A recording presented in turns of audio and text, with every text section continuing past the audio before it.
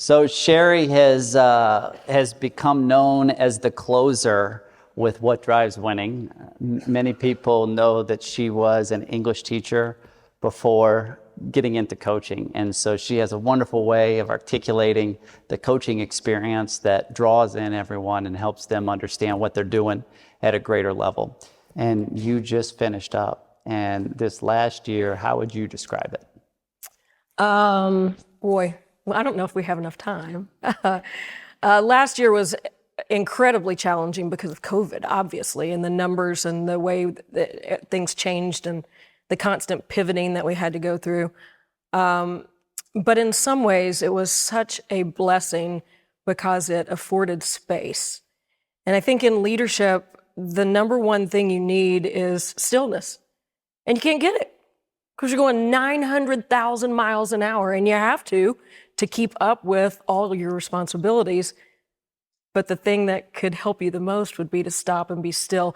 COVID built that in for us and made us sort of reconnect with the things that really matter the most.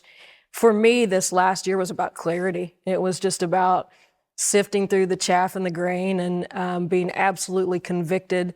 As you referred to Annie Dillard earlier, that how I spend my days is going to be the result of that's my life. So let's be really, really convicted about all those days.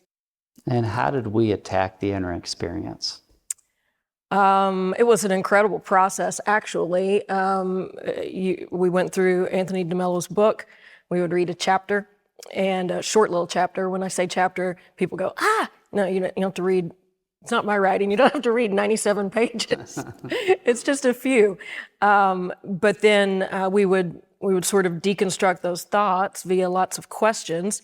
And then you go back and listen to it. And for me, the experience was incredibly clarifying because there was a sense of detachment that I think made it possible to see clearly. So for me, metaphorically, it was like somebody came in and swooped me up and put me on the third branch of a really tall tree. So now I could look down on a conversation you and I are having, and I could see things that at eye level, I couldn't see at all. And that process was humbling and reassuring in many ways, very clarifying. And you just, there's a nakedness about it. You're stripped down and you deal with the most honest of your intentions and emotions and feelings and explore those things, and that's what breeds the clarity. And maybe we could actually show. So the way we would work this is I would meet with you once a week, and you would read the chapter like you alluded to, and then I would just ask questions. And the goal for me was just to try and provide a platform to where you could coach yourself.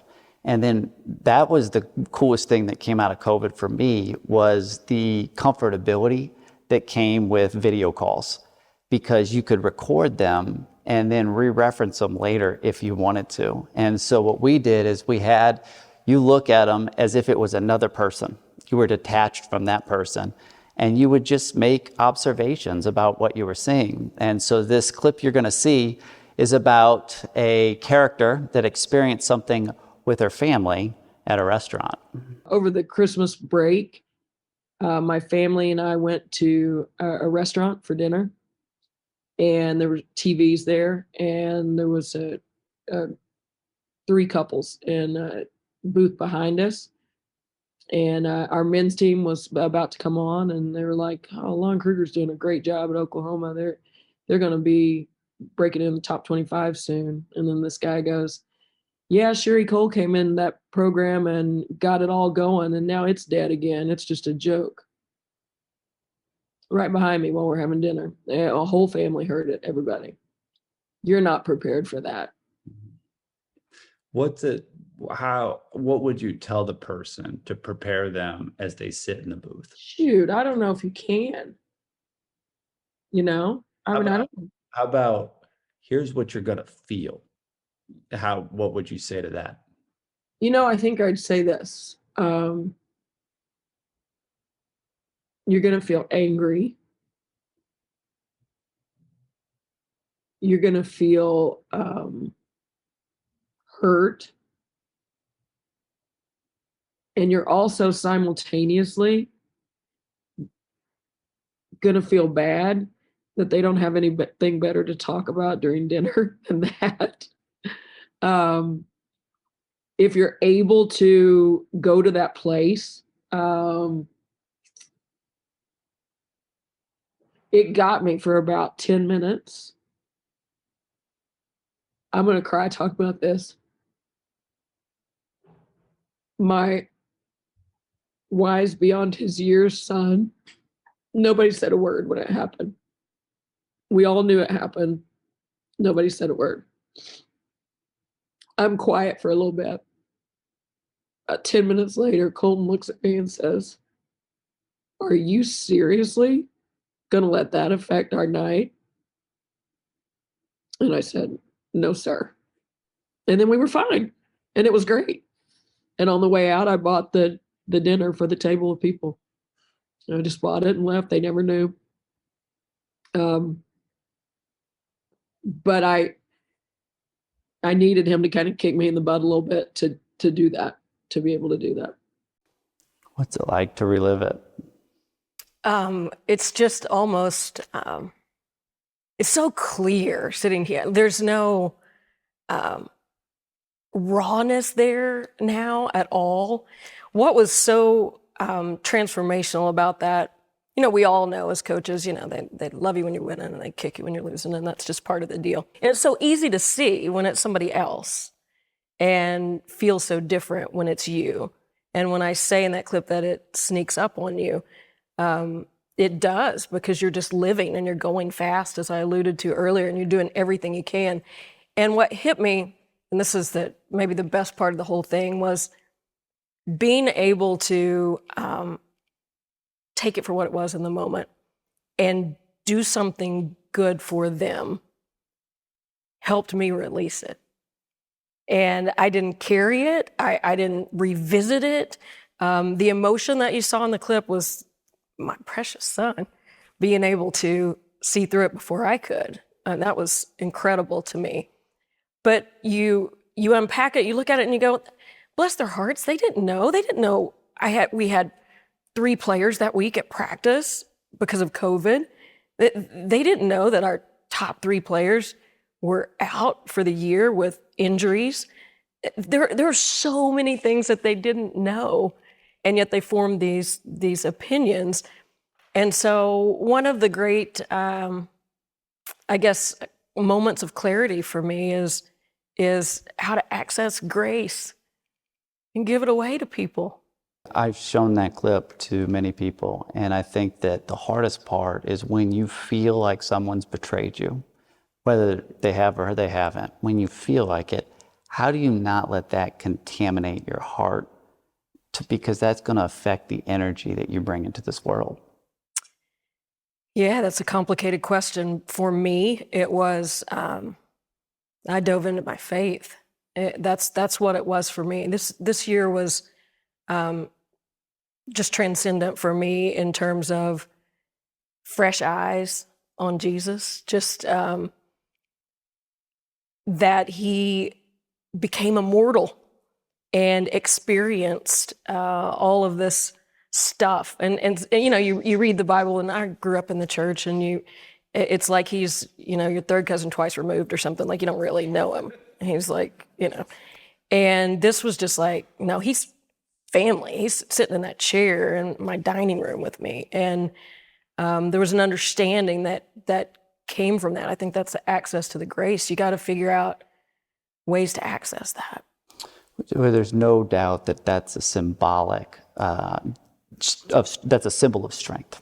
And we explored that very deeply together because your faith was so strong, and we looked at it from a non-religious standpoint. And I just asked you, imagine being at the foot of the crucifixion, and you see him and one of his close people betrayed him, which led to the public crucifixion.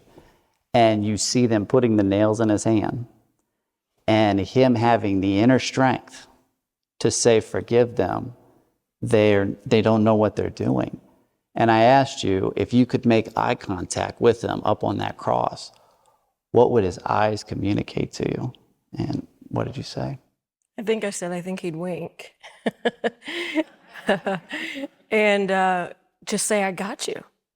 I think that's what his eyes would convey is, I got you. You're okay. And there's such comfort in that. It's difficult to even describe.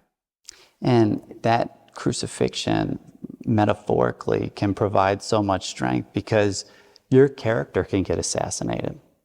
And going through those situations, though it's not that, it allows you to understand things that happen at a much deeper level, which can create an even more informed understanding of inner peace. Yeah, I think that, I may be misquoting here, but I think it's Brene Brown who says that pain is the conduit to empathy. That's how you get there. The stillness allows you. I talked about this or thought about this a lot. Like when you go work out and you got soaking wet clothes on because you've been on a long run, you just want to get out of them. Okay, that's the way most of us feel about pain. Let's get out of it as fast as we possibly can. It's human nature. That's how we're made.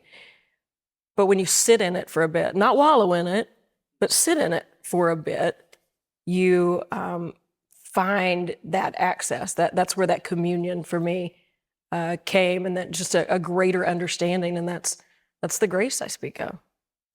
And when we can learn how to appreciate pain in the present moment, what do we gain from that insight?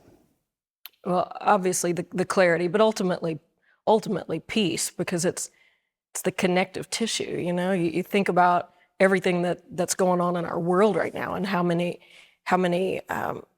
just there's constantly people at odds about all things, from politics to religion, all kinds of things, and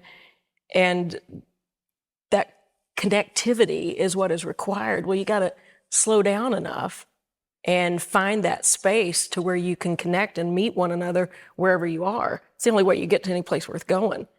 And so there are lots of lessons in that, but it requires the stillness, which is very, very difficult to make yourself do. Well, and especially when we need it most, we feel like we don't have the time to do Right. it, so it's paradoxical in a sense. The thing that I think about, if we think about peace, and if we were going to define it, it would be freedom from disturbance. And if you think about what you encounter on a day-to-day basis, what has the ability to disrupt you really is the best teachers that we should invite into our life. Well, you have to be able to identify those things, first of all. And today, a word that was used repeatedly throughout the day has been affected. And in our practices, we would say, don't be affected by that call. Don't be affected by that physicality. Don't be affected by that shot you just missed. Those kinds of things. We use that word all the time. And it doesn't mean that you don't acknowledge that a thing happened. It means that you do acknowledge that a thing happened, and you absorb it and you repurpose it in a way that helps you be better. I think it's back to when you were talking about what it's like to truly be present. And the challenge that I had for you was, do you think that you are a better camp coach when all these young girls are just going in different directions, or a college coach? And that brought up some really good points. Oh, that's how I survived COVID. I was a camp coach every day. You just go play, and you have no baggage. You have no expectations. You have no limitations. You just kind of see everything as open-ended possibility. Becky and I have talked about this a number of times. I'm a way better coach in July than I am in January. Oh, I can see everything. I know what to do with those guys. And then in January, I'm like, it's foggy. Would somebody please clean the lens a little bit? I can't tell. The way I survived COVID was to walk into the gym every day and pretend I was a camp coach. Well, I just think about how you are on a first date versus 5 years into the It was a relationship. really long time ago. I have to think about that for a minute. But think about if you are on a first date and someone says something that would normally maybe derail you, you're just like rolling with it because you're seeing them. You haven't labeled them and put the expectation on them to where they either meet it or they don't. Absolutely. And we do that. Society does that to us. We do it to our players, to our teams. labels are scary things. You asked me about the color green. How do you explain the color green to someone who can't see? And I started trying to explain it by appealing to another sense. And you just can't know what you don't know. And that's why context, which is another huge theme that I've felt is sitting around all the interviews today, is how important context is for those experiences. And as you're, one of the things, because you're an action-oriented person, and so when we started the sessions, it was almost like, okay, what's the takeaway? Like, what do I do? And then it became more about just self-observation and seeing things for the true value that they possess. And then the change happened naturally. How do you get someone who, give me the list and I can check the boxes, to go away from that to help see themselves more clearly? Again, we could talk about this for about half an hour in and of itself. I just think that we are a very measurable society. We're with everything. I mean, we could talk about an institution, we could talk about teams, we can talk about our own personal goal lists, you know, the to-dos that we get such joy from crossing off. But that idea of measuring everything that we do, I don't know, maybe that's more American, as Bill would say. He would probably point to that. But that process of having to check a box, it feels like we're not making progress if we're not doing that. And so it's the difference between making something and letting something happen. And for me, it took several sessions to be able to pull back and just let the conversation sit and ruminate for a bit. And I would find that they just kind of elbowed me in gently in the ribs, you know, throughout the day, and I would become aware of things. And I had a completely different feeling about the word detachment by the time we got to the end of it all, because it was a way you got there rather than a box that you checked. And I think that institutionally, very often we have all these boxes to check to make things fair or equal or good. And I'm not sure that leads us to fair or equal or good ever. Well, I mean, you're stirring it up in me, because I just think about the people that were exposed to the Old Testament are the ones that crucified Jesus. Metaphorically, it's religion that killed him. And I think about how that applies in modern context. And what's wild to me is that because of all those boxes you have to check, nobody's having a real conversation. Nobody's telling the truth. Because if you say the truth, you will get crucified, metaphorically. And so all these myths just continue to perpetuate because no one has the courage to step in for the greater good. You know, I think about athletic directors, and this is going to feel like a tangent, but I'll get back to where we were. Athletic directors are charged with developing young people. And you ask any of them and they'll say, this is my mission, is to help young people grow and become, right? That's what part of higher education. And then they're also asked to make money, balance the budget, at the very least, subsidize the university, please, if you're really good. And those are two water skis going in two different directions. So you're asking them to make decisions with this as a priority, which will, by definition, make you unable to make this a priority. And so they're constantly being asked to serve two masters. That's a system, okay? That's the way it's built. And those are everywhere. So they are what they are. What we have to do is be human within them and not succumb to that. That's where the conversations become really, really important. That's where the box checking has to be limited a little bit. You can't always mandate that type of honesty, because most of the time when you do, that's not at all what you get. Closing thoughts for the day. I think about this whole day has been about navigating the inner experience of being a leader. And I think about leadership in three categories. You have selfishness, where it's all about the leader.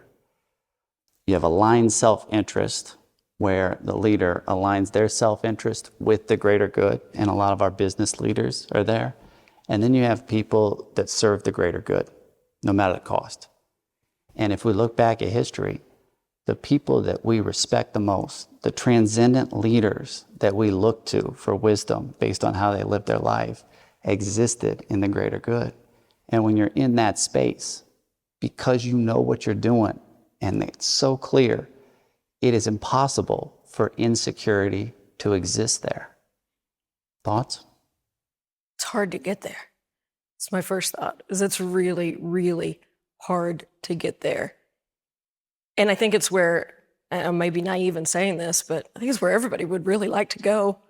I don't think there's anybody who says, I want to be this selfish leader. I set out to be this leader aligned with I think everybody would really like to get there, but it's really hard. And I think you have to be intentional about it. And to me, throughout the day, that's sort of been the backdrop for everything, is how important it is to be intentional about where you're trying to go, what you're trying to do, that place you're trying to get to. And you have to build in sort of those safety checks. You have to set some anchors for yourself so that you can keep moving along that path. Because it's so easy. The world is not going to help you get there. The world's going to do everything it can to keep you from getting there. It's a living, breathing impediment. So how do you counteract that? You can go, oh, I just can't get there because the world is like this.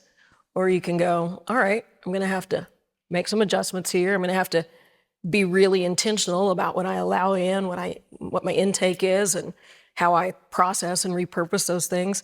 And so you sort of set your path. And you need somebody to help you do that, because you can get in your own way if you don't. Sherri Coale, thank you all so much for coming out. We'll see you all very soon.